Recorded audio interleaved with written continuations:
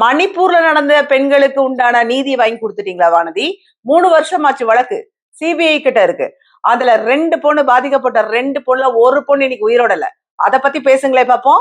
நாங்க மக்களுக்கு என்ன செஞ்சோமோ அத சொல்லி ஓட்டு கேட்கிற தைரியமும் திராணியும் திமுக காரங்கிட்ட இருக்கு. பாஜக காரங்கிட்ட இருக்கா? ஒன்றிய அரசு நீங்க தானே. என்ன வாங்கி கொடுத்துட்டீங்க கோயம்புத்தூருக்குன்னு சொல்லுங்க. மெட்ரோ திட்டம் எங்க? அன்னூருக்கு வர வேண்டிய ஃபேக்டரி எங்க? இண்டஸ்ட்ரீஸ் எங்க? ஏன் அதை பத்தி வாய் திறக்க மாட்டேங்கிறீங்க? உங்க இட்டு போன பருப்பை தூக்கிட்டு உங்க யோகி ஆதித்யநாத் இருக்காருல்ல யூபியில, அங்க போய் வடை சுடுங்க. சரியா? இங்க பருப்பு வேகாது. உங்கள் சத்யாவின் full moon sale up to 70% தள்ளுபடி. ஏசி விலை 2ஆம் தேதி முதல் 15% வரை உயர்கின்றது. இப்போது ஏசி வாங்கி பணத்தை சேமியுங்கள். டயா பூஸ்டர் சுகரை கண்ட்ரோல் பண்ணும், உங்க ஆரோக்கியத்தை மீட்டு தரும். சர்க்கரையை கட்டுப்படுத்துறதுக்கான எளிமையான வழிமுறை, இயற்கையான வழிமுறை. அனைத்து மருந்து கடைகளிலும் கிடைக்கும். நீங்க ஏன் தெற்கு தொகுதியில போட்டி போடலன்னு தெரியும். நீங்க ஏன் வடக்க ஓடி போனீங்கன்னு தெரியும். ஏன்னு சொல்லட்டுமா? தெற்கு தொகுதியில நீங்க மக்களுக்கு எதுவுமே செய்யல அப்படிங்கறது ஒரு பக்கம் இருந்தாலும், மிக பெரிய பிரச்சனையை இன்னைக்கு பார்க்கக்கூடியது அன்னபூர்ணா சீனிவாசன் சாரோட விஷயம். அதாவது ஜிஎஸ்டி குறித்து அவர் ஒரு கேஷுவலா அவரோட ஸ்லாங்ல பன்னுக்கு ஒரு ஜிஎஸ்டி, பன்னுக்குள்ள வைக்கிற கிரீமுக்கு ஒரு ஜிஎஸ்டி, கம்ப்யூட்டரே கன்ஃபியூஸ் ஆகுற அளவுக்கு இருக்குங்க மேடம். நீங்க போட்டா ஒரே மாதிரி ஜிஎஸ்டி போடுங்க, எங்களுக்கு கொஞ்சம் ஈஸியா இருக்கும் அப்படின்னு நிர்மலா சீதாராமனை பார்த்து அவர் கேள்வியை எழுப்பினாரு. அதையே எல்லாருமே ஆதரிச்சாங்க, எல்லாருமே கைத்தட்டினாங்க. ஒரு கேஷுவல் கோவை ஸ்லாங்ல அவர் அதை பேசினாரு. ஆனா அதுல எந்த தப்புமே எங்களுக்கு இல்லையே. அதுல நிர்மலா சீதாராமனுக்கு எங்க ரெஸ்பெக்ட் வந்துச்சுன்னு எனக்கு புரியல.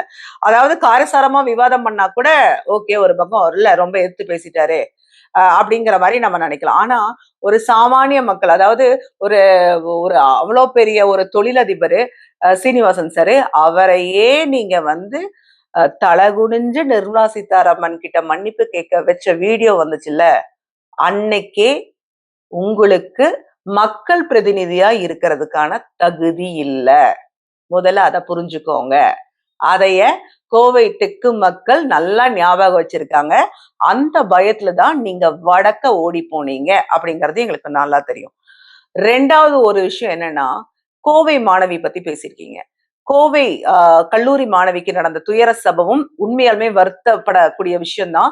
எந்த மாநிலத்திலுமே பாலியல் குற்றங்கள் இருக்கக்கூடாதுன்னு நினைக்கிற ஒரே அரசாங்கம், ஒரே மாநிலம் தமிழ்நாடு மட்டும்தான். ஆனா நாங்க குற்றவாளிகளுக்கு ஆரத்தி எடுத்து ஸ்வீட் கொடுத்து வரவேற்கிறதுக்கு நாங்க ஆள் கிடையாது. நாங்க அதை செய்யவும் மாட்டோம். அதை செஞ்ச பாஜக ஆட்களுக்கு ஒரு எதிர்ப்பும் தெரிவிக்காம நீங்கெல்லாம் தமிழ்நாட்டுல இருக்கிற பெண்களுக்கு ஆதரவா பேசக்கூடிய விஷயங்களை பார்க்கும்போதுதான் எங்களுக்கு உண்மையா சொல்றேன், வயிறு வாயால எரியுது. அவ்வளவு எரிச்சலா வருது. மணிப்பூர்ல நடந்த பெண்களுக்கு உண்டான நீதி வாங்கி கொடுத்துட்டீங்களா வானதி? 3 வருஷம் ஆச்சு வழக்கு சிபிஐ கிட்ட இருக்கு. அதுல 2 பொண்ணு பாதிக்கப்பட்ட 2 பொண்ணுல ஒரு பொண்ணு இன்னைக்கு உயிரோடல. அத பத்தி பேசுங்களே பாப்போம். யாருக்குமே தெரியாதுன்னு நினைச்சிட்டு இருக்கீங்களா? எங்களுக்கு எல்லாம் தெரியும். ஆனா நாங்க எதிர்ப்பு அரசியலை வச்சு ஓட்டு வாங்கணும்னு நாங்க நினைக்கல. நாங்க மக்களுக்கு என்ன செஞ்சோமோ அத சொல்லி ஓட்டு கேட்கிற தைரியமும் திராணியும் திமுக காரங்கிட்ட இருக்கு. பாஜக காரங்கிட்ட இருக்கா? இல்ல. மணிப்பூர்ல 3 வருஷம் ஆச்சு, இன்ன வரைக்கும் அமித்ஷாவோ உங்க மோடிஜியோ அங்க போய் பார்க்கல. அந்த பாதிக்கப்பட்ட குடும்பத்துக்கு நீங்க துணையா நிக்கல. ஆனா இங்க வன்கொடுமை நடந்தாலோ, எந்த பெண்களுக்கு எதிரான எந்த பிரச்சனை நடந்தாலும் உடனடியா எங்களுடைய அரசாங்கம், எங்களோட முதல்வர் மு க ஸ்டாலின் அவர்கள் இமிடியேட்டா அந்த குடும்பத்துக்கு பாதுகாப்பு கொடுத்து அந்த குடும்பத்தோட எந்த விஷயங்களோ, அதாவது அந்த பொண்ணோட போட்டோவோ இல்ல அந்த பொண்ணோட டீடைல்ஸோ, பொள்ளாச்சி வழக்கு அதுக்கு ஒரு உதாரணம். பொள்ளாச்சி வழக்குல 100கணக்கான பெண்கள் இருக்காங்க. ஆனா அதுல ஒண்ணு கூட வெளியே வரல. ஆனா அதை வெளியே விட்டது, முதல்ல ஒரு பொண்ணு வெளியே விட்டது உங்களோட அதிமுக, உங்க கூட்டணி கட்சிக்காரங்க தான். அவங்க கிட்டதான் இந்த கேள்வி எழுப்பணும். நாங்க பாதிக்கப்பட்ட எந்த பெண்ணோட அட்ரஸோ இல்ல போட்டோவோ இல்ல அதுக்குண்டான எந்த டீடைல்ஸுமே நாங்க வெளிவிடல. ஆனா இன்ன வரைக்கும் அந்த பாதிக்கப்பட்ட பெண்களுக்காக நீதி வாங்கி கொடுக்க போராடியது திமுக அரசு. அதை நீங்க ஒத்துக்கிட்டு தான் ஆகணும். அதுவும் எவ்வளவு நாள்? ஷார்ட் பீரியட்ல நாங்க இந்த வழக்க அரசாங்கம் எடுத்து விரைவா அந்த பாதிக்கப்பட்ட குடும்பத்துக்கு நீதி வாங்கி கொடுத்திருக்கோம். அந்த குற்றவாளிக்கு கடுமையான தண்டனைகள் நாங்க வாங்கி கொடுத்திருக்கோம். கோவை மாணவிக்கு சாகும் வரை ஆயுள் தண்டனை அந்த 3 குற்றவாளிகளுக்கு வாங்கி கொடுத்த ஒரே அரசு திமுக அரசு. இந்த மாதிரி உங்க அரசு பாதிக்கப்பட்ட பெண்களுக்கு நீதி வாங்கி கொடுத்த ஒரு மாநிலத்தை சொல்லுங்க வானதி, ஒரு மாநிலத்தை. எப்படி வானதி வெக்கமே இல்லாம ஓட்டு கேக்குறீங்க எங்ககிட்ட வந்து? எப்படி ஓட்டு போடுவோம்னு நினைக்கிறீங்க?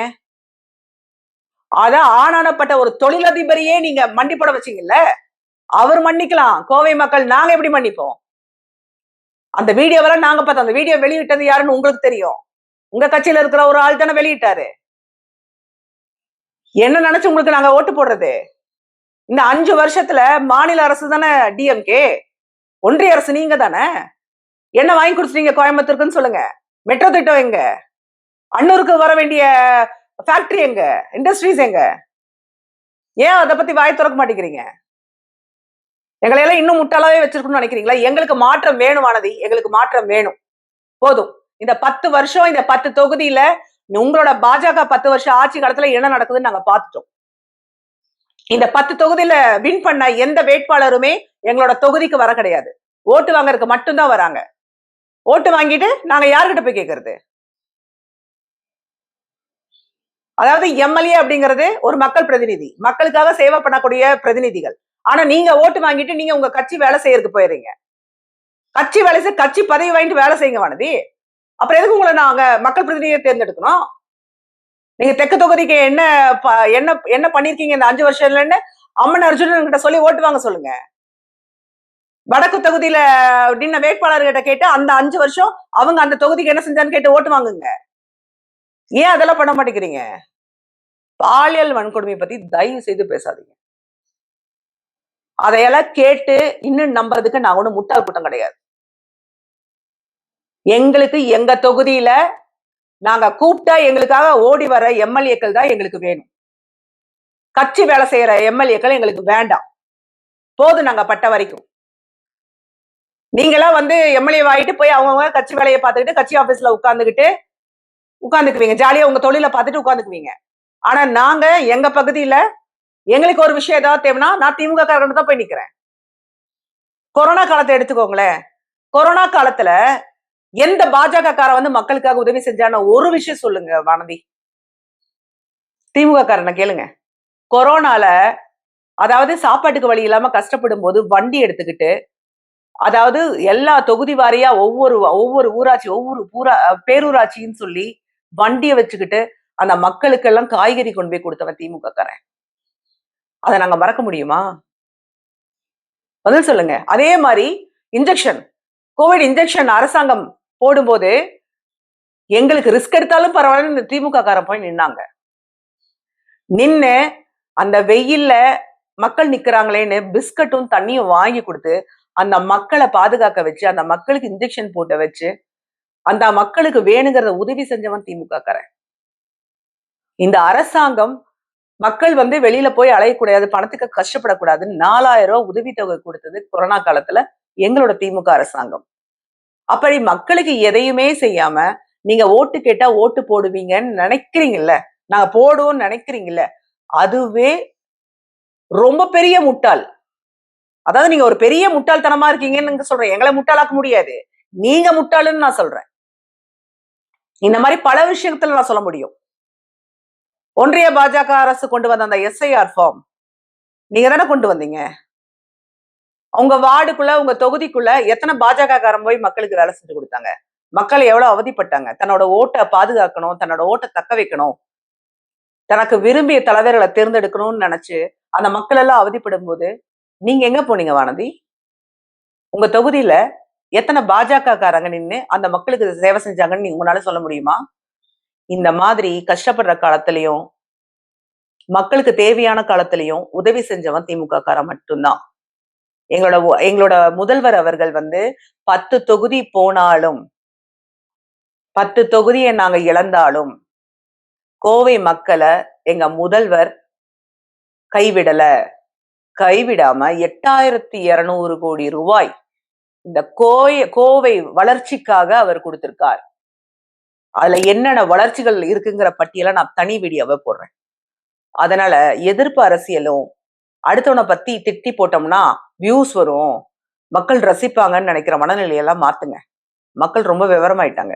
மக்களுக்கு தெரியும் யார் நல்லவங்க, யார் கெட்டவங்க, யார் சொன்னதை செய்வாங்க, ஒரு பிரச்சனைனா யார்கிட்ட போய் முறையிடலாம், எங்களோட கஷ்ட காலத்துல எங்க கூட நின்னவங்க யாரு அப்படின்னு மக்களுக்கு நல்லாவே தெரியும்.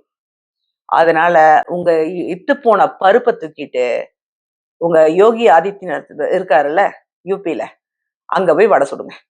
சரியா? இங்க பருப்பு வேகாது.